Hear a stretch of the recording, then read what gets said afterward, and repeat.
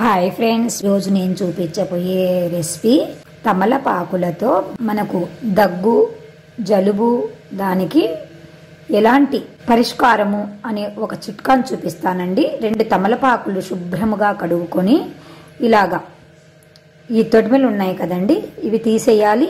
అలాగే నాగవల్లి అంటారు, ఇవి కూడా కట్ చేయాలి కొనలు, కాబట్టి ఇవి ఉండకూడదు. ఇలా కొంచెం ఈ కొనలు కట్ చేయాలి, ప్లస్ ఈ తొడిమెలు కట్ చేయాలి. ఇవి పడేయాలండి.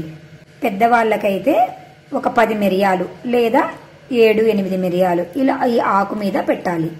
మనము ఈ వేళ్లతో పట్టుకుంటే ఎంత సాల్ట్ వస్తుందో అంత సాల్ట్ వేసుకోవాలి, లేదా ఇంకొంచెం జస్ట్ అంతే అలాగ వేసుకోవాలి.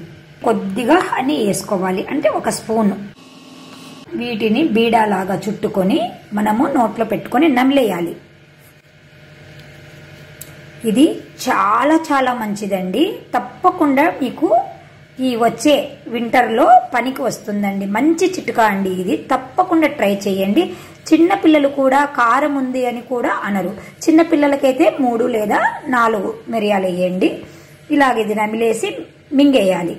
వింటర్లో గొంతంతా పట్టేసినట్లు ఉండడము, జలుబు, దగ్గు, కఫం పేరుకోవడము, చాలా ఇబ్బందులు పడుతుంటారు. అన్ని మెడిసిన్లు వాడి విసుగు చెంది చాలా చాలా చాలా చాలా బేజారు అనిపించి మనము విసుక్కుంటూ ఉంటాము. ఎందుకు వచ్చిందబ్బా ఈ చలికాలము, చాలా అనారోగ్యాల పాలవుతున్నామని చాలా చాలా బాధపడతామండి.